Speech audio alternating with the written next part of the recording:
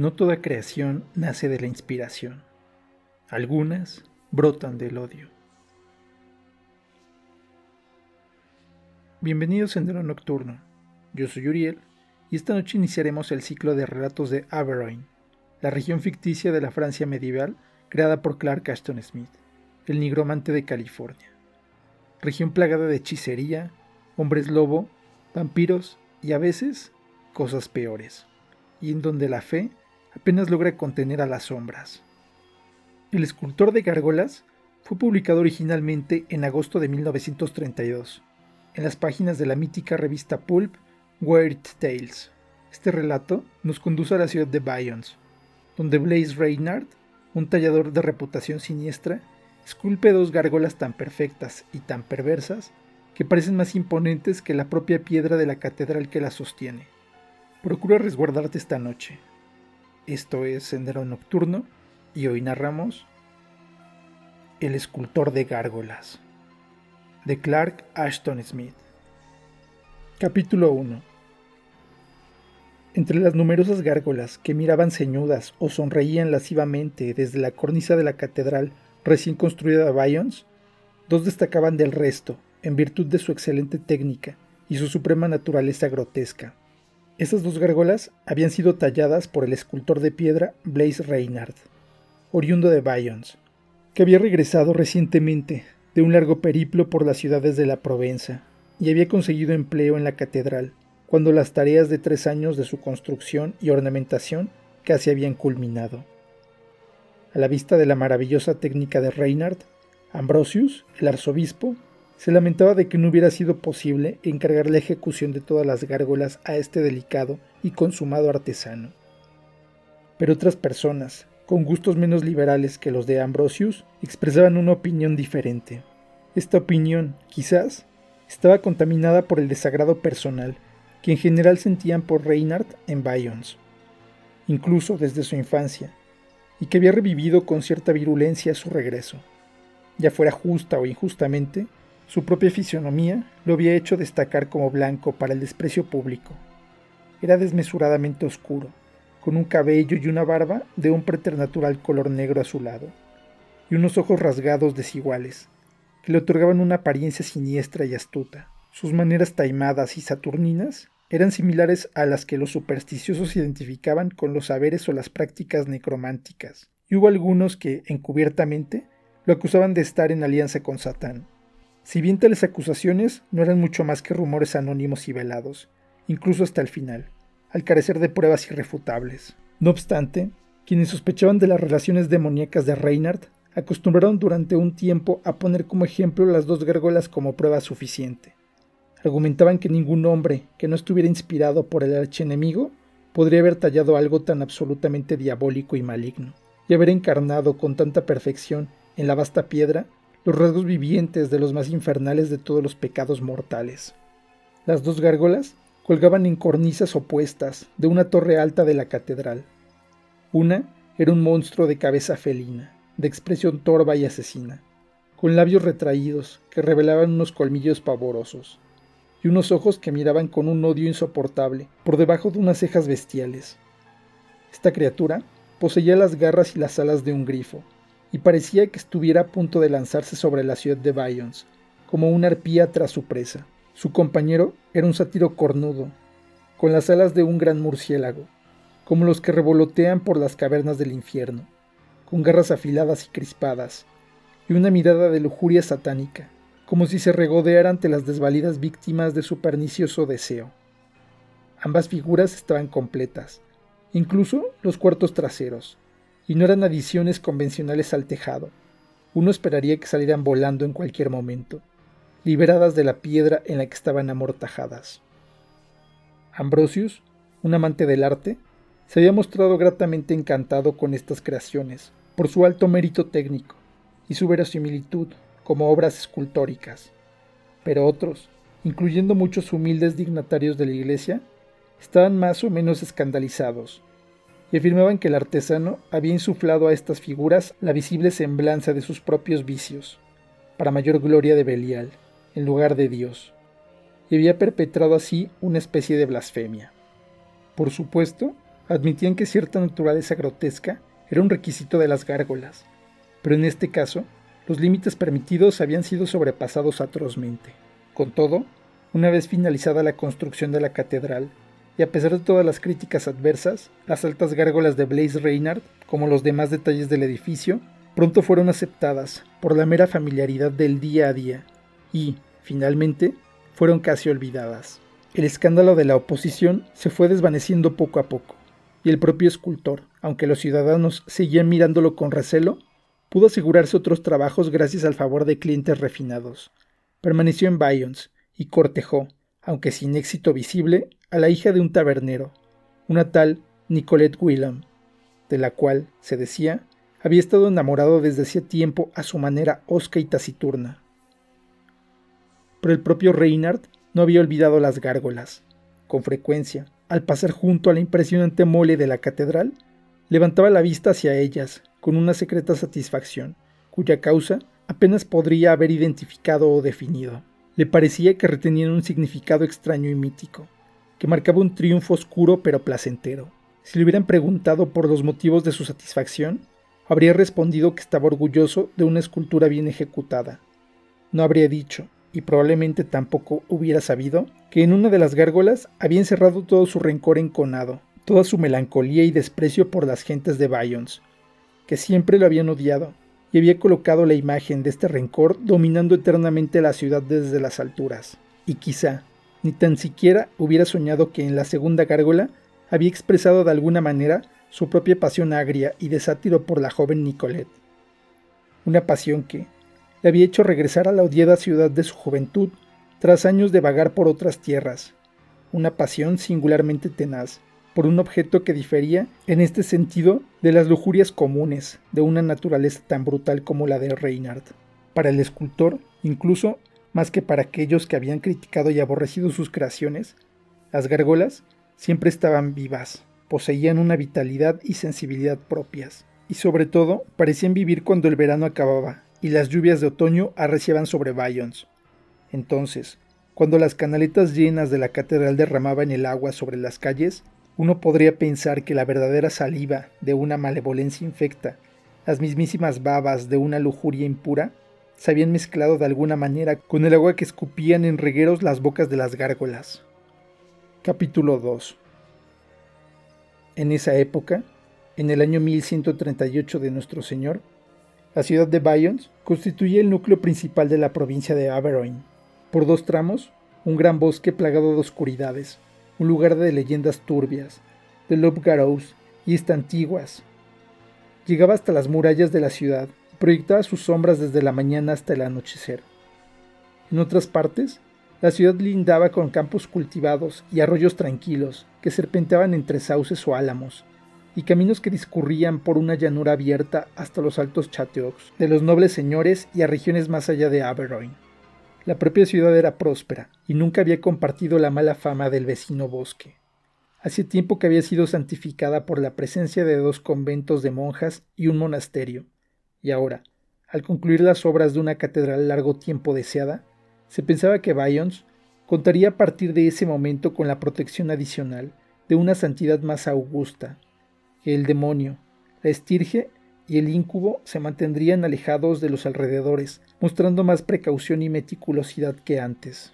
Por supuesto, como en todas las ciudades medievales, había casos de supuesta brujería o posesión demoníaca, y en una o dos ocasiones, las insidiosas tentaciones de los súcubos habían intentado socavar la pía virtud de Bayonne. Pero esto no era más sorprendente de lo que se podría esperar en un mundo donde el demonio y sus obras campaban más o menos a sus anchas. Nadie podría haber vaticinado el reinado de horrores infernales que hicieron que los últimos meses de otoño siguientes a la construcción de la catedral se volvieran terroríficos. Y para hacerlo todo más inexplicable y más espantosamente blasfemo de lo que debiera haber sido, los primeros de estos horrores ocurrieron en el barrio de la propia catedral, y casi bajo su sombra protectora.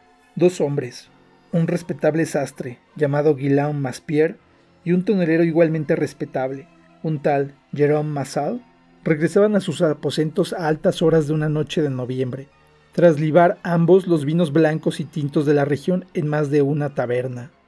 Según Maspierre, que fue el único que sobrevivió para contarlo, pasaban por una calle que bordeaba la plaza de la catedral, y podían ver la mole del gran edificio que se recortaba contra las estrellas, cuando un monstruo volador, negro como el hollín de Abadón, descendió sobre ellos de los cielos y atacó a Jerome Massal, derribándolo con sus pesadas y aleteantes alas, y destrozándolo con sus dientes y garras de varios centímetros de longitud. Maspierre era incapaz de describir a la criatura con detalle, porque la había visto tan solo fugaz y parcialmente en la calle oscura, y, además, el terrible fin de su compañero, que había caído sobre los adoquines mientras el demonio negro gruñía y le desgarraba la garganta, no hizo que Maspierre se sintiera demasiado inclinado a permanecer por las cercanías.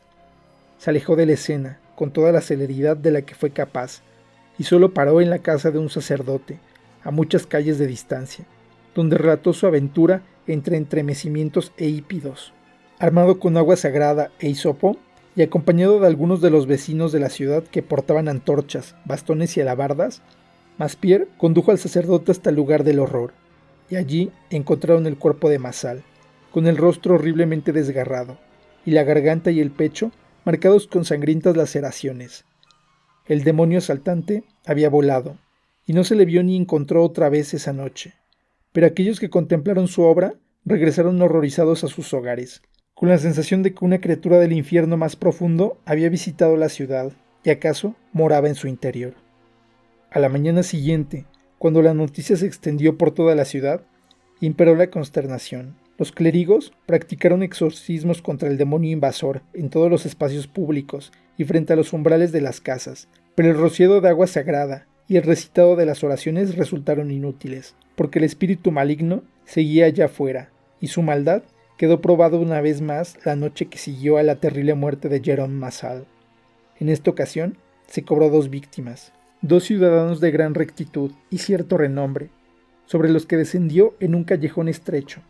Mató a uno de ellos al instante, y arrastró al otro por la espalda cuando intentaba huir. Los gritos estridentes de los hombres desvalidos y los gruñidos guturales del demonio fueron percibidos por la gente que vivía en el callejón, y algunos, que tuvieron apenas el coraje para mirar por las ventanas, presenciaron la marcha del infame agresor, ocultando las estrellas otoñales con la aberración negra y deforme de sus alas, y proyectándose cual execrable amenaza sobre los tejados de las casas. Después de esto, pocos se aventuraron de noche fuera de sus hogares, a menos que fuera estrictamente necesario, y aquellos que se aventuraban iban en grupos armados, y todos llevaban antorchas, creyendo que así espantarían al demonio, el cual consideraban una criatura de la oscuridad que aborrecía la luz y huiría de ella por su propia naturaleza. Pero la audacia de este demonio no tenía límites, porque se atrevió a atacar más de uno de estos grupos de valerosos ciudadanos, haciendo caso omiso de las antorchas que le lanzaban a la cara, o apagándolas con el apestoso viento de sus enormes alas. Sin duda alguna, se trataba de un espíritu imbuido de un odio homicida, porque a todo aquel a quien atrapaba lo destrozaba o cortaba en innumerables pedazos, con sus dientes y garras afilados. Aquellos que lo vieron y consiguieron sobrevivir solían describirlo de forma muy dispar y ambigua, pero todos coincidían en atribuirle la cabeza de una bestia felina y las alas de un ave monstruosa. Algunos de los más versados en demonología insistían en identificarlo con Modo, la encarnación del asesinato, y otros lo consideraban uno de los grandes lugartenientes de Satán, quizás a Maimón o a Alastor, enloquecido por la exasperación que le producía la inexpugnable supremacía de Cristo en la santa ciudad de Bayonne. Ante el alcance cada vez mayor de estas incursiones y depredaciones satánicas, la ciudad se vio sumida en un terror inconcebible, una negra sombra, hirviente y demoníaca de obsesión supersticiosa, imposible de expresar en una lengua moderna. Incluso a la luz del día, las alas góticas de Pesadilla parecían cernirse en constante acecho sobre la ciudad, y el miedo campaba a su antojo por todas partes, como la repugnante corrupción de una plaga epidémica. Los habitantes iban de un lado a otro, rezando y temblando, y el mismísimo arzobispo, así como el clero subordinado, confesó su incapacidad para enfrentarse a aquel horror creciente. Se envió un emisario a Roma para conseguir agua que hubiera sido especialmente santificada por el Papa. Se pensaba que solo ésta sería capaz de espantar al abominable huésped. Mientras tanto, el horror fue en aumento y llegó a su culminación, una noche, hacia mediados de noviembre, el abad del monasterio de Cordeliers, que había acudido a administrar la extrema unción a un amigo moribundo, fue atacado por el demonio negro, justo cuando se aproximaba al umbral de su destino, y fue descuartizado de la misma manera atroz que las otras víctimas. A este hecho doblemente infame, pronto se añadió una blasfemia apenas concebible. Justo la noche siguiente, mientras el cuerpo destrozado del abad yacía en un rico catafalco en la catedral, mientras se celebraban misas y ardían las velas, el demonio invadió la alta nave por la puerta abierta, apagó todas las velas con un solo aleteo de sus negras alas, y arrastró a no menos de 3 sacerdotes oficiantes a una muerte impía en la oscuridad. Todo el mundo sentía ahora que los poderes del mal habían emprendido un ataque formidable contra la rectitud de Bayons. En ese estado de terror abyecto, de desorden extremo y desmoralización que siguió a esta nueva atrocidad, se produjo un deplorable estallido de los delitos humanos, de asesinatos, rapiña y latrocinios, junto a disimuladas manifestaciones de satanismo y celebraciones de misa negra, a la que asistían muchos neófitos. Entonces, en medio de todo aquel miedo caótico y frenética confusión, corrieron rumores de que se había visto a un segundo demonio en Bayons, que la bestia asesina iba acompañada por una entidad de igual deformidad y oscuridad, cuyas intenciones eran lascivas, y que no atacaba a nadie más que a mujeres.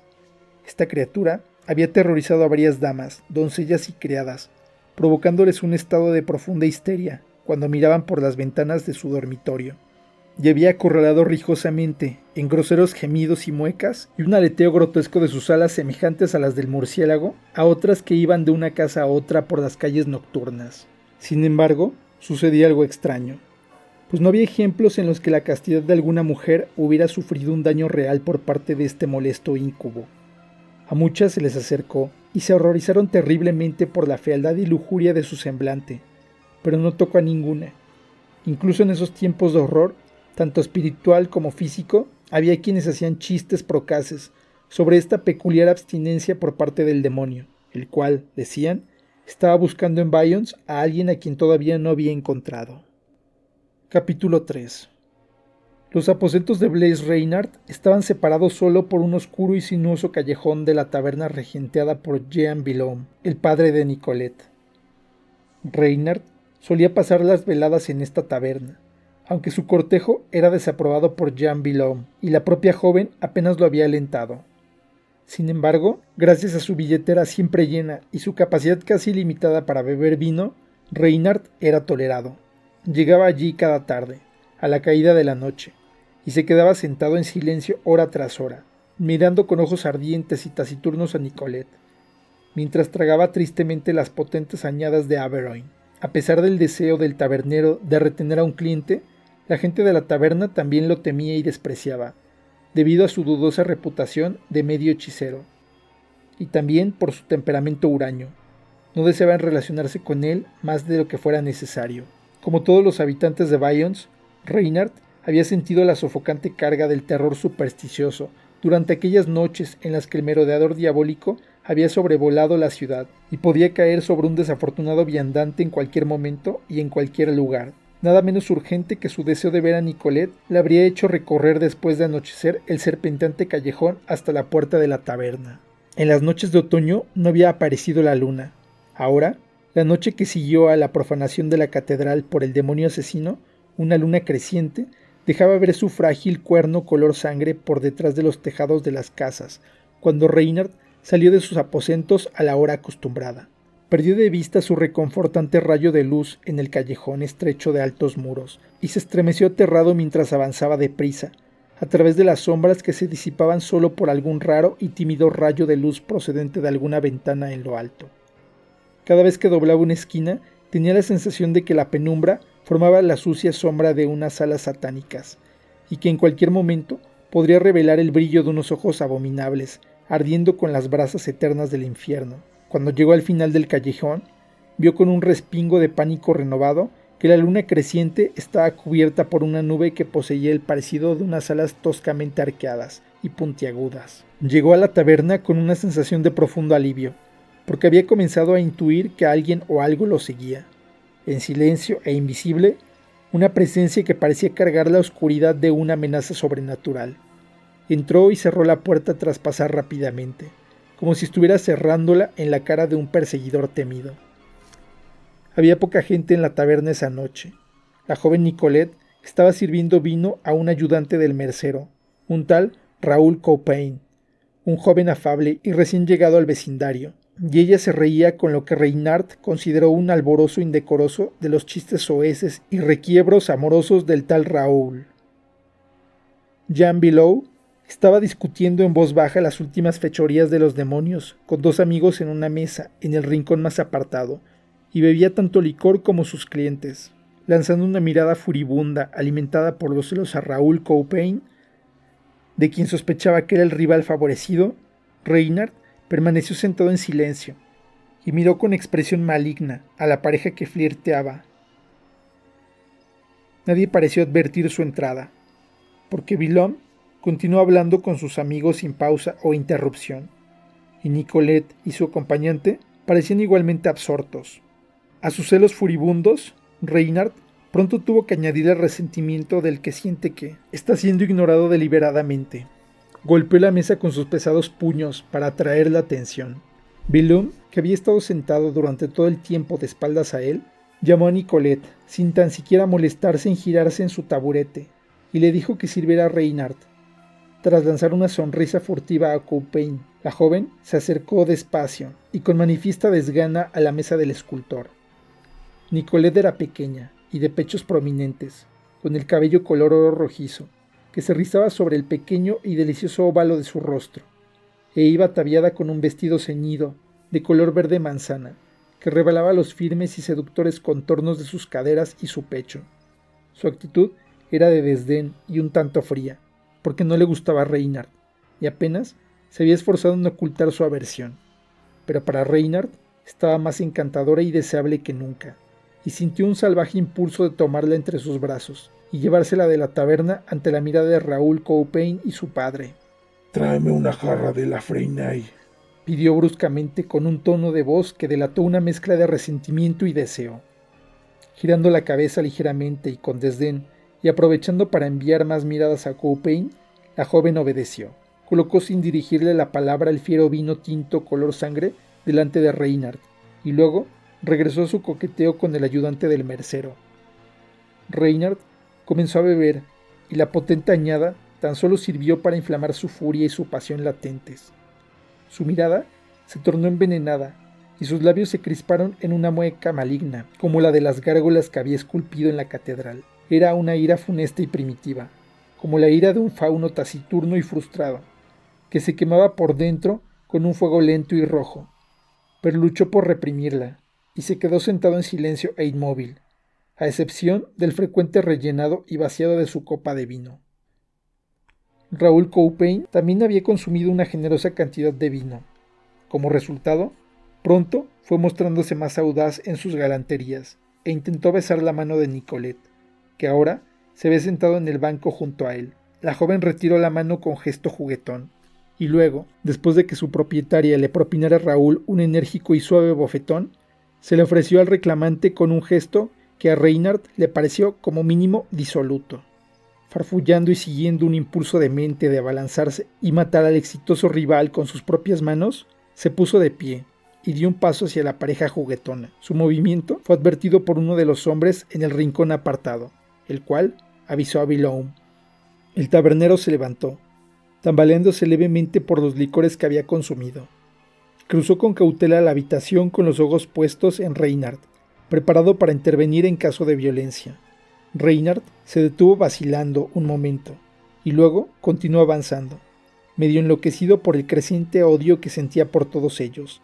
Deseaba exterminar a Villaume y a Coupein, matar a los odiosos parroquianos que miraban desde el rincón, y luego, sobre sus cuerpos retorcidos, asaltar con besos furiosos y caricias vehementes los reacios labios y el cuerpo de Nicolette.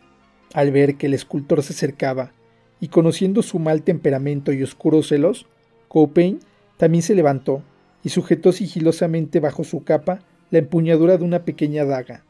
Mientras tanto, Jean Villaume había interpuesto su cuerpo fornido entre los rivales. Por el bien de la buena reputación de la taberna, deseaba evitar cualquier posible pelea.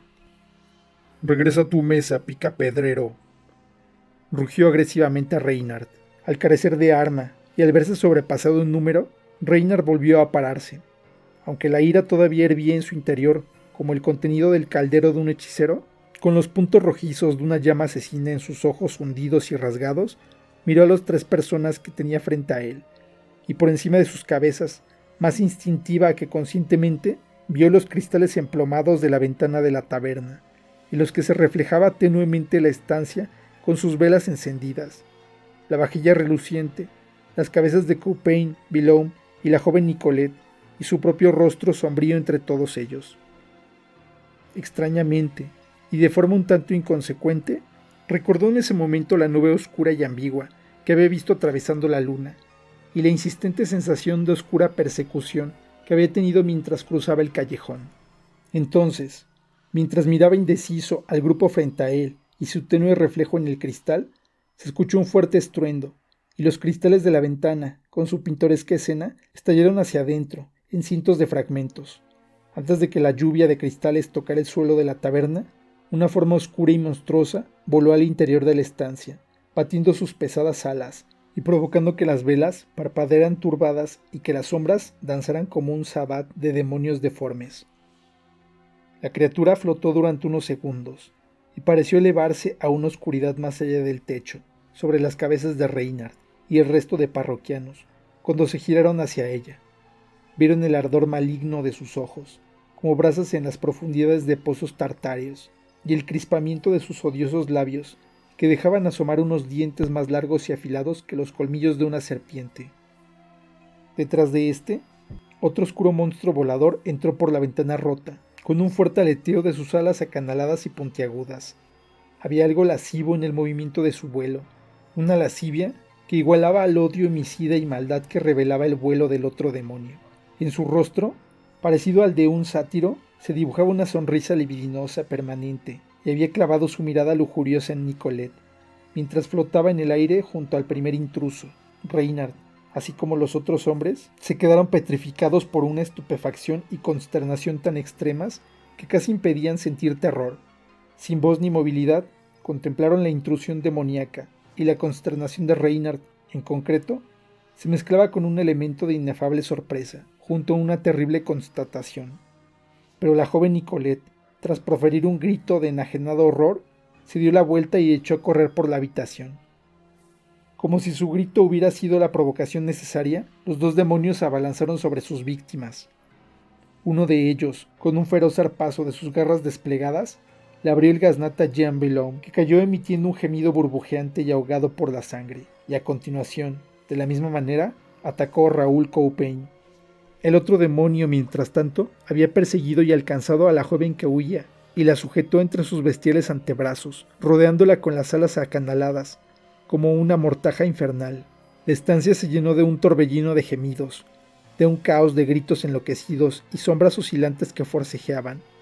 Reynard oyó el gruñido gutural del monstruo asesino, amortiguado por el cuerpo de Coupain, a quien estaba destrozando con los dientes, y oyó la lúbrica risa del íncubo, por encima de los gritos de la joven histéricamente aterrada.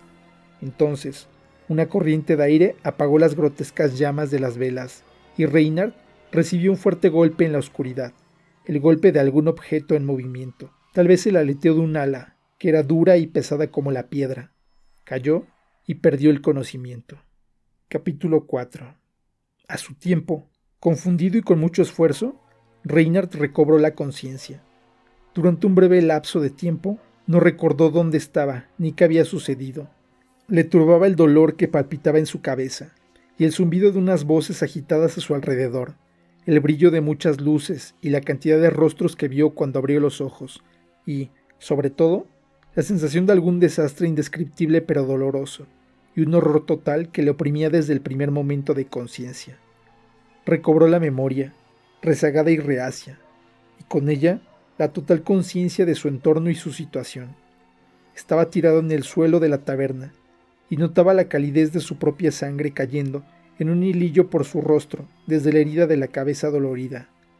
La larga estancia estaba medio llena de vecinos con antorchas y cuchillos y albardas, que habían entrado y miraban los cadáveres de Villaume y Coupain, los cuales yacían en medio de charcos de sangre diluida por el vino y el destrozo del mobiliario y la vajilla. Nicolette, con el vestido verde a jirones y el cuerpo amoratado por los abrazos del demonio, gemía débilmente mientras las mujeres se apiñaban a su alrededor con inútiles gritos y preguntas que ella no podía ni oír ni entender. Los dos amigos de Villon, horriblemente descuartizados y machacados, estaban muertos junto a su mesa volcada. Estupefacto por el horror y todavía mareado por el golpe que le había dejado inconsciente, Reynard se puso de pie tambaleante y se encontró rodeado de inmediato por rostros y voces inquisitivas. Algunos de los presentes sospechaban de él, porque era el único superviviente de la taberna, y por su mala reputación. Pero sus respuestas les convencieron de que el nuevo crimen era obra de los mismos demonios que habían aterrorizado Bayonne de forma tan inhumana durante las últimas semanas. Sin embargo, Reynard no fue capaz de contarles todo lo que había visto, o confesar el origen último de su espanto y estupefacción. El secreto de lo que conocía estaba cerrado en el agitado pozo de su alma torturada y dominada por el demonio. De alguna manera, se marchó de la taberna destrozada, se abrió camino entre la multitud que se agolpaba, con murmullos bajos debido al terror que los embargaba, y se encontró solo en las calles de medianoche. Olvidó el peligro que él mismo corría, y apenas, sin saber a dónde iba, vagó por Bayonne durante largas horas. Mientras vagaba, llegó hasta su taller. Sin premeditación alguna, entró y volvió a salir con un pesado martillo que llevaría con él durante sus siguientes peregrinaciones. Luego, empujado por su terrible y constante tortura, continuó andando hasta que el pálido amanecer tocó las agujas y los tejados con el brillo espectral. Movido por una compulsión apenas consciente, sus pasos le llevaron hasta la plaza frente a la catedral. Ignorando al asombrado sacristán, que acababa de abrir las puertas, entró y buscó una escalera que subía tortuosamente hacia la torre, en la que sus propias gárgolas estaban emplazadas. A la luz gélida y lívida de la mañana sin sol, salió al tejado, inclinándose peligrosamente por el borde, examinó las figuras talladas. No sintió sorpresa, solo la terrible confirmación de un terror demasiado espantoso para ser nombrado, cuando vio que los dientes y las garras del grifo maligno, con cabeza felina, estaban manchados y oscurecidos por la sangre, y que jirones de tela color verde manzana colgaban de las garras del lujurioso sátiro de alas de murciélago.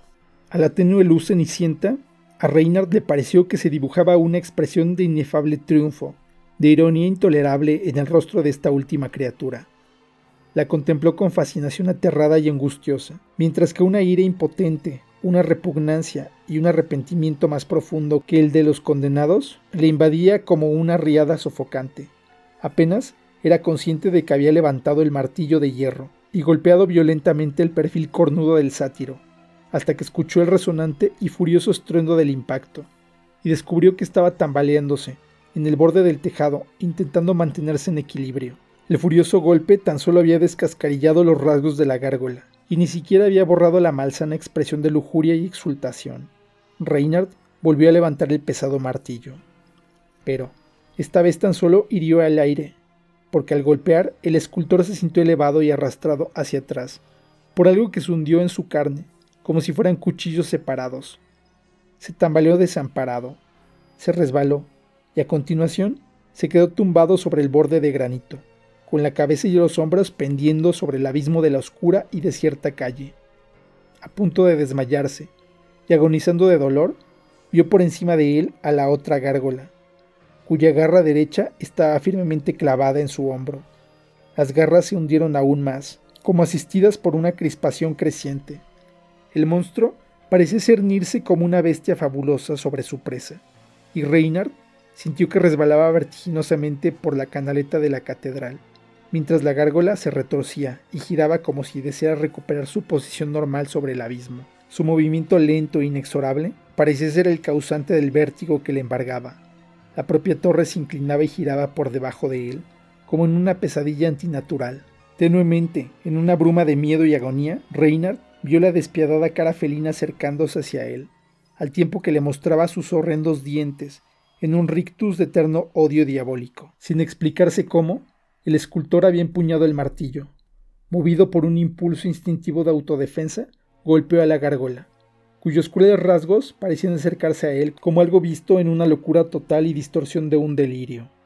Incluso mientras golpeaba, las vertiginosas contorsiones continuaron, y sintió que las garras lo arrastraban hacia afuera, sobre el vacío. Desde aquella posición forzada y desesperada, el martillo no logró alcanzar el odioso rostro, y apenas alcanzó con un golpe sordo la pata delantera, cuyas garras curvas se clavaron en su hombro como ganchos de carnicería. El ruido del impacto culminó en un crujido penetrante, y la gárgola que se cernía sobre él desapareció del campo de visión de Reynard cuando cayó. No vio nada más, salvo la oscura mole de la torre de la catedral, que parecía alejarse de él, y elevarse en el aire con inaudita rapidez hacia el lívido cielo sin estrellas, en el que el tardío sol todavía no había asomado. Fue el arzobispo Ambrosius, de camino a oficiar la misa de la mañana, quien halló el cuerpo destrozado de Reynard, tirado boca abajo en la plaza.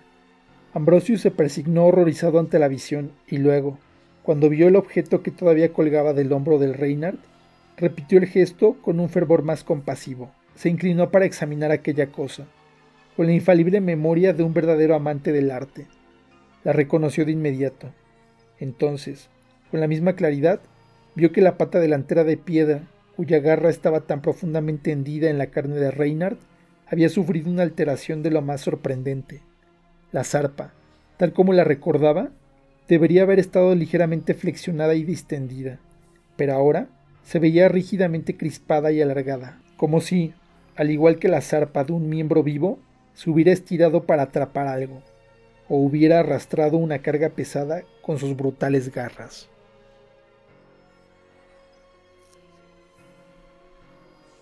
Cuando creamos a nuestros propios monstruos, tarde o temprano, vuelven por nosotros. En El escultor de gárgolas, Clark Ashton Smith nos recuerda que no siempre son demonios quienes invaden una ciudad. A veces es el propio corazón humano el que da forma al horror.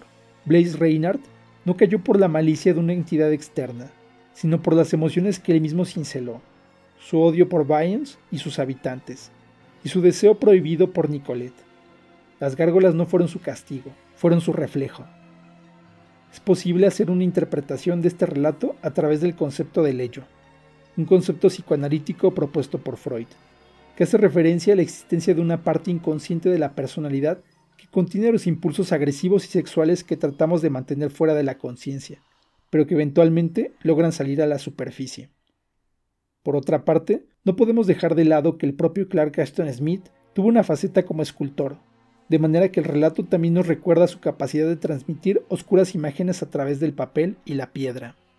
Este relato ha inspirado otras obras hasta nuestros días, ya que este 2025 Dynamite Entertainment publicó el número 3 de la serie de cómics Gargoyles Demona, basada en la serie animada de Disney Gargoyles de 1994, o como la conocimos en Latinoamérica, Gárgolas, Héroes Góticos. Historia ambientada en Bayons, durante el 1138, en la que Demona y su hija adoptiva Angélica deben enfrentarse con las construcciones animadas mágicamente por Blaze Reynard. Gracias por acompañarme esta noche entre los callejones y sombras de Bayons. Si deseas leer este relato, puedes encontrarlo en Cuentos de Aberoin, publicado por Editorial Valdemar, dentro del número 123 de su colección gótica. Si este viaje a los rincones más oscuros de Aberoin te atrapó, te agradeceré que comentaras qué te pareció y qué otros relatos de este ciclo te gustaría escuchar. Comparte el video y suscríbete al canal si aún no lo has hecho. Recuerda que cada palabra tuya ilumina este sendero nocturno. Yo soy Uriel y la próxima vez que escuches aleteos en la oscuridad, será mejor que corras a resguardarte.